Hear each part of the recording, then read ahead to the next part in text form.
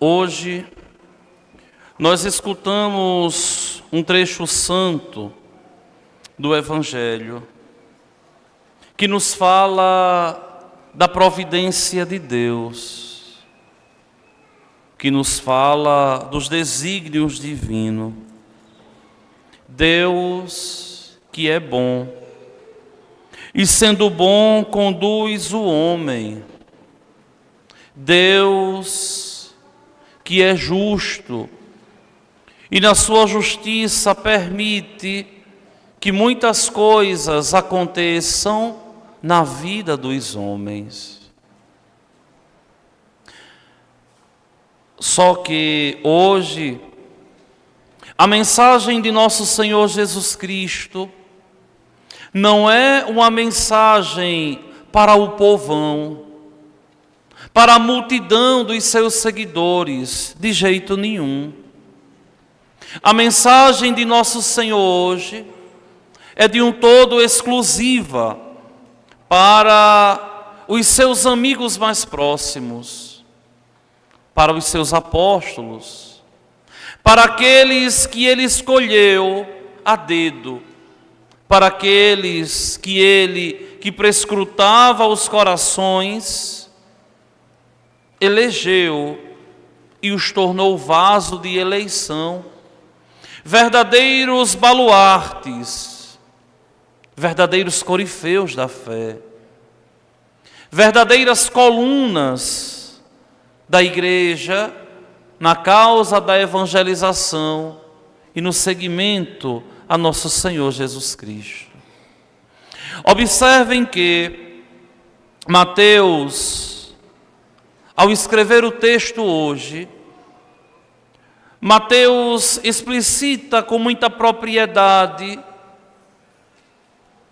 quem eram os destinatários do discurso de Jesus: os apóstolos, ou seja, o colégio constituído dos 12, dos mais próximos, daqueles que receberiam a incumbência de conduzir a igreja na fé, os verdadeiros pastores, que deveriam ser destemidos, que deveriam ser todos de Deus, que deveriam de verdade conduzir o povo rumo à salvação. E nosso Senhor começa assim: não tenhais medo. Sempre que a missão se apresenta como sublime e que o homem vai se apequenar diante da mensagem, o Senhor Deus tranquiliza o homem. Não tenha medo. Foi assim com José, foi assim com Maria, foi assim com os apóstolos. Veja, a missão que impõe medo, Deus acalenta, Deus tranquiliza o coração do homem. E simplesmente Deus está a dizer assim: se entregue a mim e não tenhas medo. Se entregue a mim e não temais. Sejam corajosos, destemidos, como eu sou corajoso, como eu sou destemido. E essa exortação de nosso Senhor é por demais maravilhosa. Por quê? Porque é um texto que nos fala das realidades últimas, que na teologia nós chamamos de escatom, escatologia, ou seja, a ciência das coisas últimas. É uma pena que a língua portuguesa, de um dicionário até de um alagoano, Aurélio Buarque de Holanda, ao traduzir escatom, coloca no sentido tão esdrúxulo que nem é digno da gente falar no púlpito da igreja.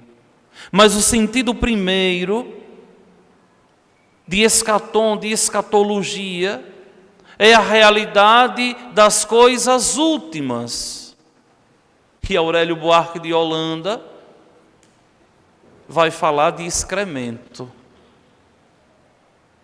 Uma coisa totalmente descabida, né? Um filólogo partir de uma situação dessa proporção. Mas vejam, é um texto aqui que fala das realidades últimas: céu, inferno, purgatório, juízo particular e juízo universal. Aquilo que a igreja chama dos novíssimos. Se vocês procuram, vão pesquisar o que são os novíssimos da igreja, a igreja de nosso Senhor Jesus Cristo, vai falar dessas realidades eternas: céu, inferno, purgatório, juízo particular e juízo universal. Aqui, nosso Senhor está falando de juízo universal. Porque vejam bem, existem dois juízos na vida do ser humano. O primeiro juízo é aquele comumente dito particular. É o juízo onde o homem, depois que morre, imediatamente se apresenta diante de Deus para receber a recompensa das suas boas obras, da sua entrega, da sua conversão, ou receber como castigo a condenação de uma vida desregrada e não temente a Deus. Só que aqui nosso Senhor, Ele não está falando desse juízo particular, mas Ele está falando do juízo universal. E aqui é interessante a gente compreender que o juízo universal não é uma realidade nova na igreja. Desde o início, quando a igreja começa a pensar os seus novíssimos e levada a crer pelo Espírito da verdade e a plena verdade, a igreja creu no juízo universal. Tanto que Apocalipse 5 fala com muita propriedade. Tanto que nós professamos na nossa fé com um símbolo ordenado e de verdade como a identidade do cristão, esse credo, essa profissão de fé que nós rezamos desde o século IV. E o que é que nós dizemos? Que Ele está sentado à direita de Deus Pai, donde há de vir julgar os vivos e os mortos. Os vivos, a gente já sabe que é o juízo particular. E os mortos, nós sabemos que é o juízo universal. Por quê? Porque vejam bem, muitas vezes nós pensamos que quando nós cometemos o mal e a gente se arrepende e a gente se confessa, nós temos a impressão de que esse mal ele foi extirpado, mas não foi. Por quê? Porque o mal cometido sempre tem desdobramentos e nunca para em si mesmo. Mas esse mal cometido, ele vai como que ramificando, vai se desdobrando em meio à humanidade. Por exemplo, digamos que, deixe-me pensar aqui um exemplo hipotético para vocês. Um jovem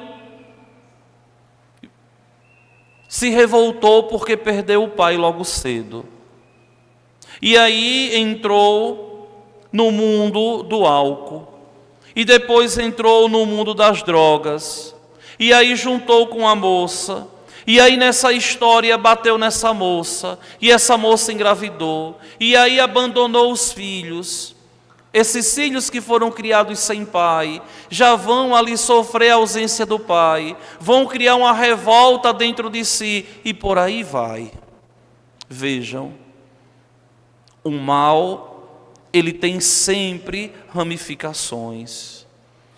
E o pecado que nós cometemos não para no ato que nós fazemos, e ele não é extirpado do meio do mundo, com o arrependimento e com a confissão, é extirpado do nosso coração. Ele não existe mais diante de Deus. mas nem sempre ele é de verdade remediado. E aqui é justamente isto que nosso Senhor está a nos lembrar. Que tudo será revelado, ou seja, o homem passa pelo juízo particular e depois no juízo universal ele vai contemplar e vai ser julgado por tudo aquilo de mal que o pecado que ele cometeu se desdobrou. Eu lembro que uma vez, no tempo da pandemia, ao pregar sobre essa mesma realidade, eu lembro que uma pessoa que é daqui da nossa região, mas mora fora, mas acompanhava, não sei se acompanha mais as nossas missas pelas redes sociais. Aí um dia, naquele tempo que a gente estava recluso, quando eu cheguei em casa, aí mandou uma mensagem assim: mas padre, eu estou com muito medo do que o senhor falou. E aí eu simplesmente dizia assim: olha, se está com medo, é porque está devendo. Se está com medo, é porque tem algo escondido, vergonhoso, que vai causar um embaraçamento muito grande. Porque vejam, quem vive na verdade, quem vive em Deus, não tem o que temer, porque não tem nada escondido debaixo do tapete, porque vive de verdade a sua vida coerente com o Evangelho, vive de verdade saboreando o augustíssimo sacramento do altar, vive de verdade uma luta constante para crescer em santidade. E vejam, meus irmãos, que a santidade aqui não é privilégio de poucos, mas é obrigação de todos. Ser santo na igreja não é privilégio de poucos, de um punhado, não. É obrigação de todos, aqueles que batizados foram. Só que vejam bem, nosso Senhor aqui continua e diz mais uma vez: não tenhais medo daqueles que matam o corpo, mas não podem matar a alma. E continua: pelo contrário, temei aquele que pode destruir a alma e o corpo no inferno. Duas sentenças, duas realidades diferentes. A primeira foi construída no plural: não tenhais medo daqueles que matam o corpo. Ou seja, não tenham medo dos homens que se deixam levar por Satanás. A segunda sentença foi construída no singular: pelo contrário, temei aquele, o diabo, o demônio, que pode destruir a alma e o corpo no inferno. Vejam que aqui nós temos uma condicionante: que pode. Se pode, ele vai poder se eu permitir, porque sou livre. E aqui é interessante a gente compreender que o inimigo, ele não tem o mesmo poder de Deus, mas é infinitamente inferior a Deus. Por quê? Porque Satanás também é criatura de Deus. Porque Satanás não tem o mesmo poder de Deus. É uma realidade de fé. Satanás, o demônio, o diabo, o encardido, como vocês queiram chamar, é um dogma de fé na igreja. A igreja crê como uma verdade revelada por Deus a presença e a existência do demônio. Porque se assim não fosse, nosso Senhor não nos teria dito. E vejam que nosso Senhor faz referência assim ao demônio: aquele que pode matar a alma e o corpo e jogá-la no inferno. Existe um demônio, existe um inferno. O que é o demônio?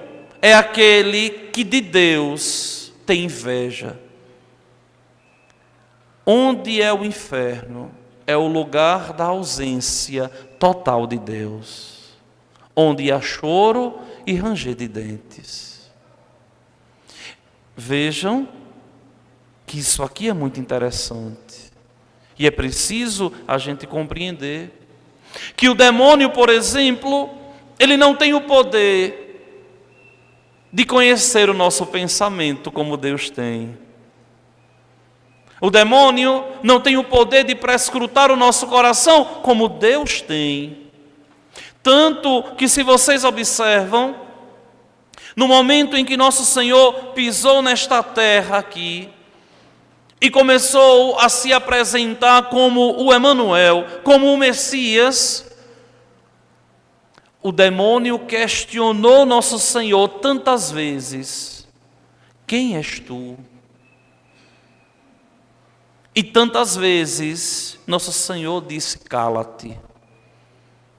E chegou um momento que a presença de Deus ali encarnada causou embaraço no demônio, e o demônio começou a afirmar: eu sei quem tu és o Santo de Deus. E mais uma vez Jesus diz: cala-te e sai dele. Vejam que o demônio só age nas nossas vidas quando nós permitimos, quando nós damos abertura,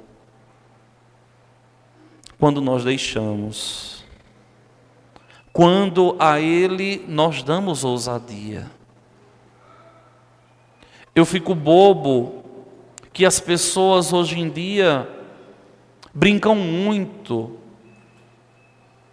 com o diabo, começando pelas próprias igrejas evangélicas, que enxergam o demônio em tudo e que muitas vezes querem tirar o demônio com um sopro ou com a indiota passada de um tecido, e ali a pessoa num teatro cai e diz: o demônio saiu. Minha gente, não é fácil assim. Nós estamos aqui diante de forças que abalam a estrutura do mundo e que nós vemos o tempo todo, todos os dias, a ação demoníaca no mundo, a ação diabólica no mundo. Mas não é distante da gente, não. Muitas vezes, uma realidade tão próxima,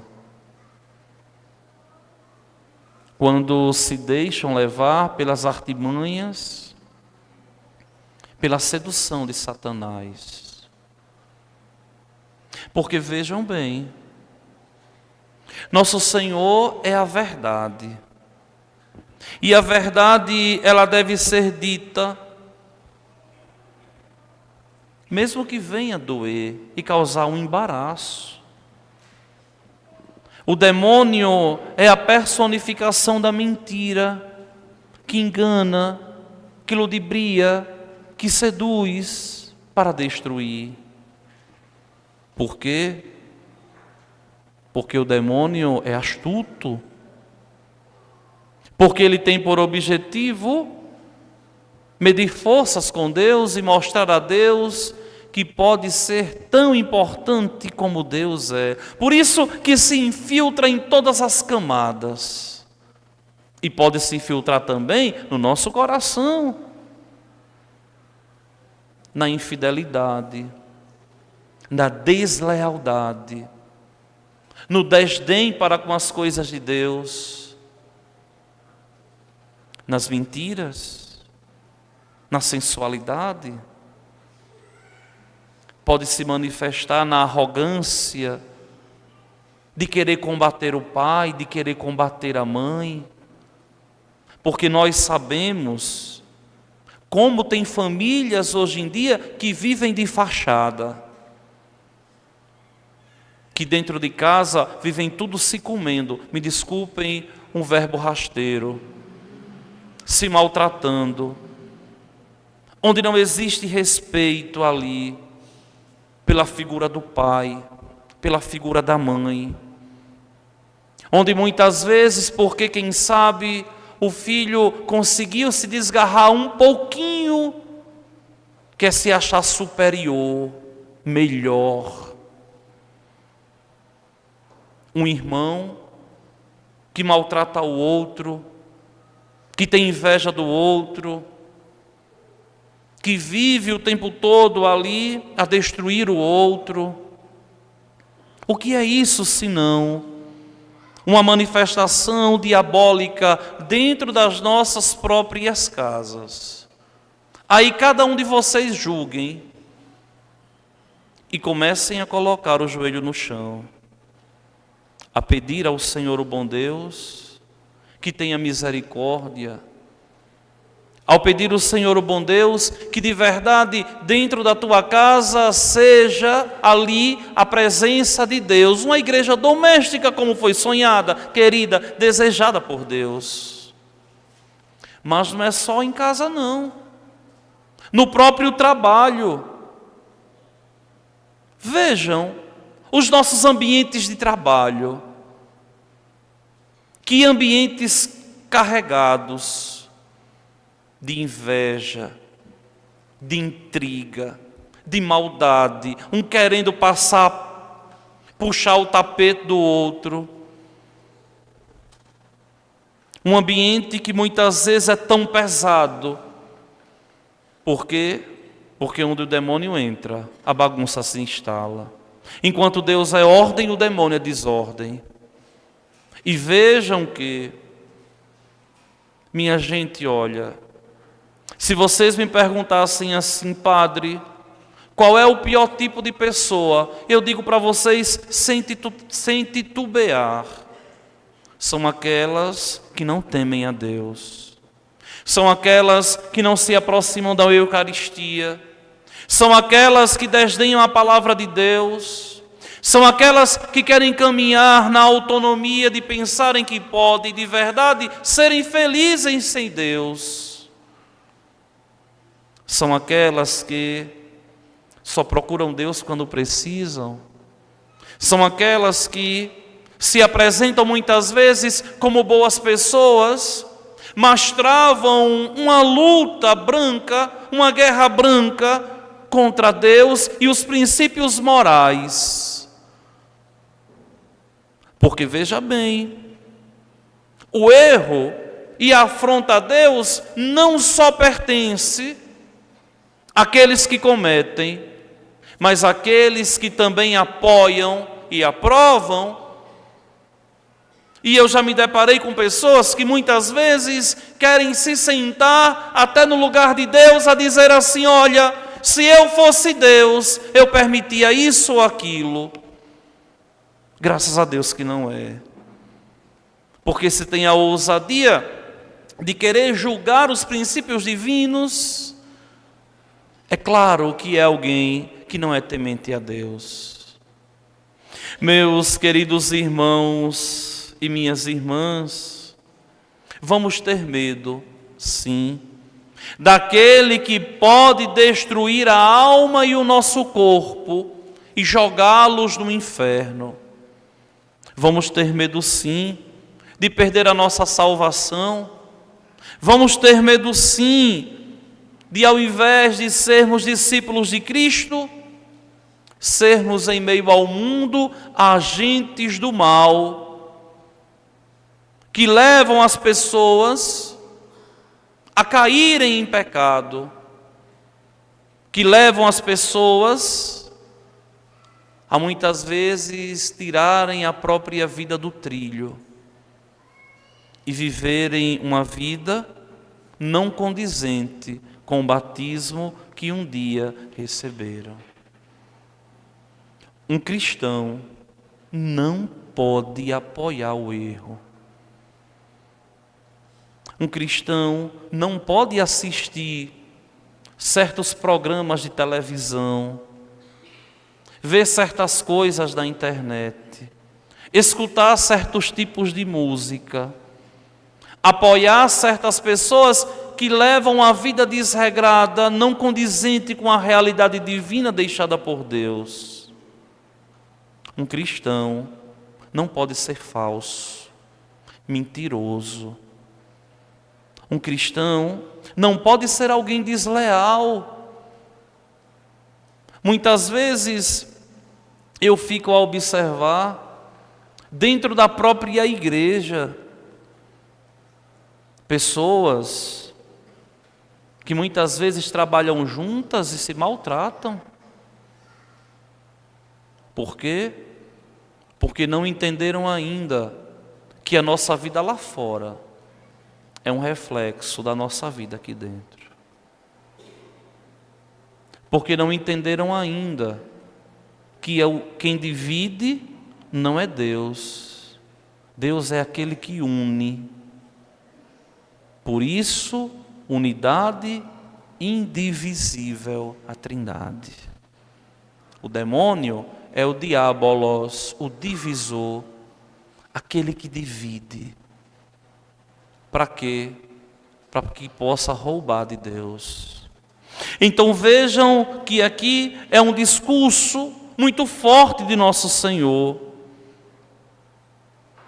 E nosso Senhor aqui está dizendo assim: olha, se valorizem, vocês me pertencem, vocês são meus. Não se vendem 2 pardais por algumas moedas. No entanto, nenhum deles cai no chão sem o consentimento do vosso Pai.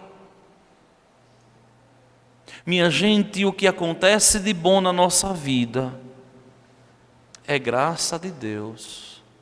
E o que acontece de ruim nos vem, pasmem, com a permissão de Deus. Por quê? Para nos educar, para nos converter.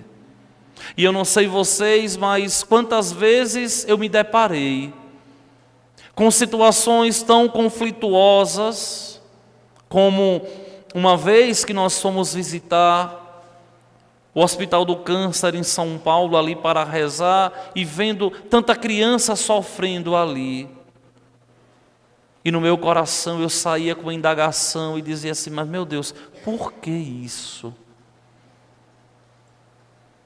E aqui eu estou dando um exemplo extremo, mas tantas outras coisas que Deus permite, inclusive a presença do próprio mal. Eu lembro que uma vez, eu dizia hoje nas igrejas que eu passei celebrando, eu lembro que uma vez um acólito me perguntava assim: padre, quem tem mais poder, Deus ou o diabo? E eu falava: meu filho, é claro que é Deus. E ele dizia: por que Deus não acaba logo com ele? E eu dizia simplesmente: porque Deus deu a ele a liberdade, como deu a mim e deu a você. Você pode escolher ser um apóstolo, um discípulo de Cristo, e pode ser um agente do mal. E aí eu questiono vocês assim: todos os dias da vida, você está trabalhando para quem? Para quem você trabalha?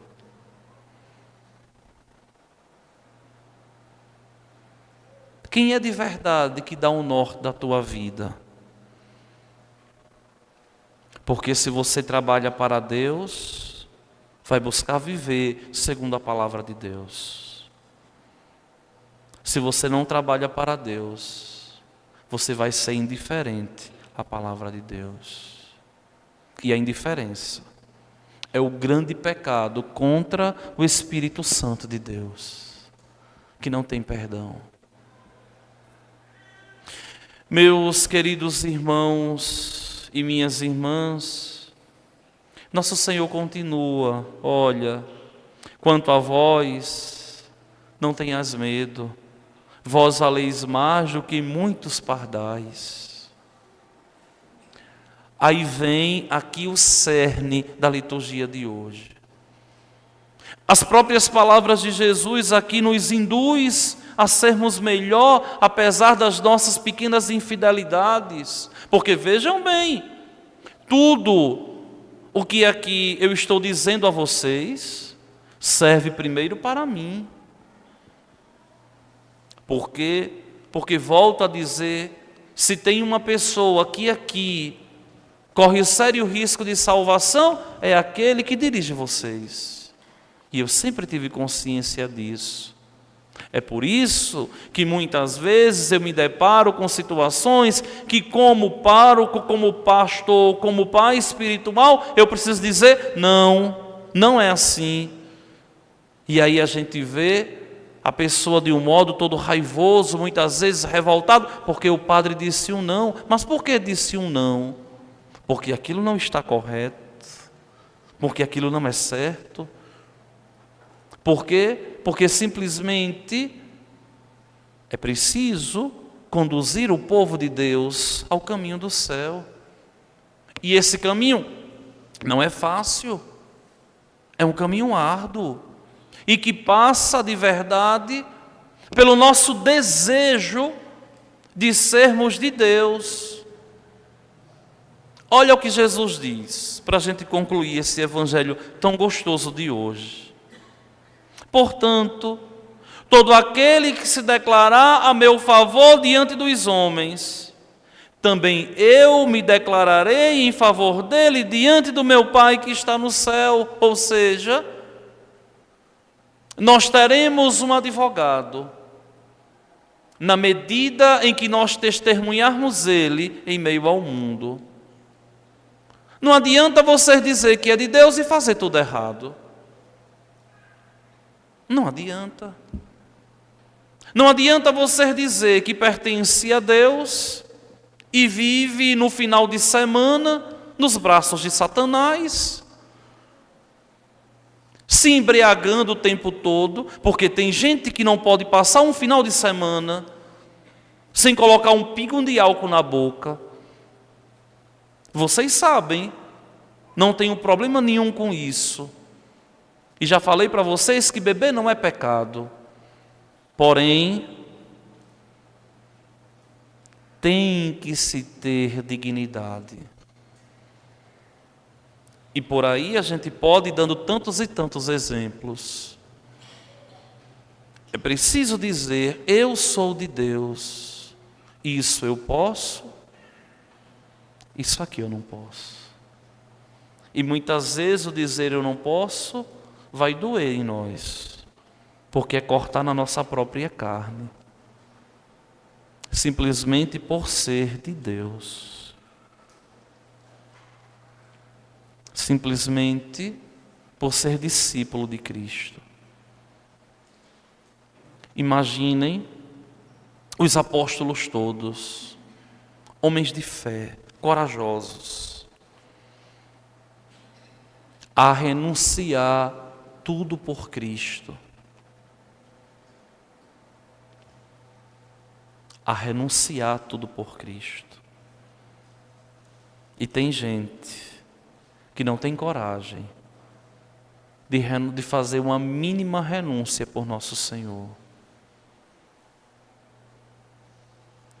Aquele, porém, que me negar diante dos homens, também eu o negarei diante do meu Pai que está nos céus. Senhor, Senhor, abre-nos a porta, não te conheço. Isso aqui, minha gente, pode acontecer com o Papa, se for corrupto na pregação do Evangelho. Pode acontecer com o bispo, se for negligente na pregação do Evangelho. Pode acontecer com o padre, se for corrupto no anúncio do Evangelho. Pode acontecer com vocês também. Porque o que é negar Cristo? É simplesmente apoiar e aceitar certas coisas que estão em desarmonia com a doutrina deixada por Cristo. E vejam que, hoje em dia, Muitas pessoas brincam com a seriedade da salvação. Muitas pessoas brincam com a eternidade em Deus. Muitas pessoas brincam com aquilo que é sagrado e divino e que de verdade nos leva aos céus. Só que em meio a esse discurso tão forte do Evangelho de nosso Senhor, é uma pena que na semana que vem o Evangelho não vai ser o próprio de domingo, porque no Brasil, como o dia 29 não é feriado, a solenidade de São Pedro e São Paulo ocupa o domingo seguinte. Mas o Evangelho do domingo que vem seria esse aqui, se no Brasil fosse feriado. Quem não toma a sua cruz e não me segue, não é digno de mim. E a cruz pesa. Muitas vezes a gente pensa que a cruz é o outro, mas a cruz somos nós. É o nosso caráter, é a nossa soberba, é o ódio instalado no nosso coração, é a corrupção que já se enraizou nas nossas vidas, é a desonestidade em viver como Deus não quer.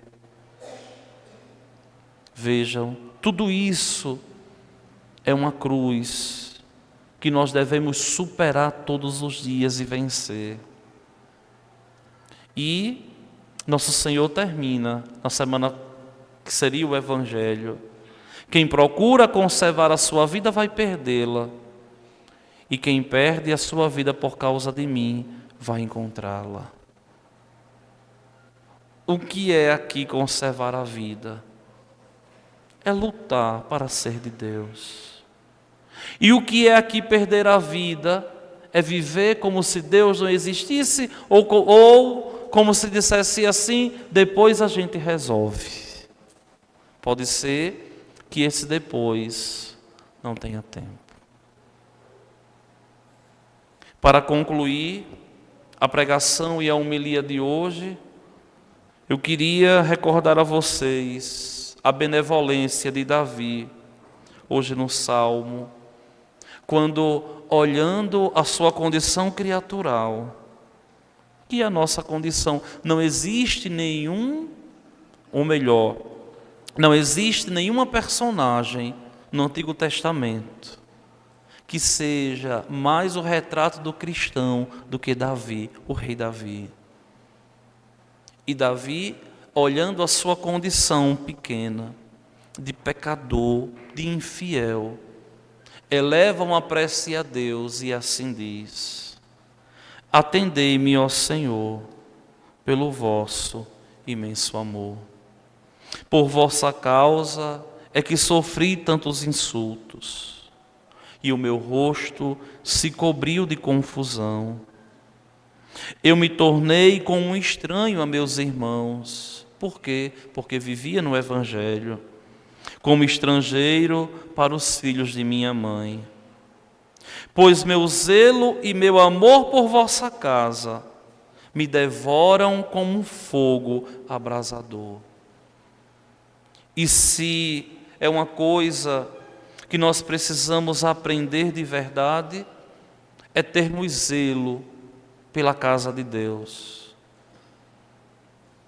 Só que aqui, a casa de Deus não é essa aqui não. Aqui a casa de Deus é essa daqui, ó. Ter zelo pela casa de Deus. O sacrário que ali guarda nosso Senhor não tem vida. Esse sacrário aqui que guarda nosso Senhor tem vida. Eu sou um sacrário vivo que carrego Deus em mim. Ali Deus está vivo, mas o sacrário não tem vida. Aqui Deus está vivo e eu tenho vida que foi me dada por Deus. E Davi continua: por isso elevo para vós minha oração, neste tempo favorável, Senhor Deus, ou seja, neste tempo em que o Senhor me exorta à conversão. Respondei-me pelo vosso imenso amor, pela vossa salvação que nunca falha. Senhor, ouvi-me, pois suave é a vossa graça. Ponde os olhos sobre mim com grande amor. Olha o desejo de Davi. Olha para mim, Senhor, com grande amor.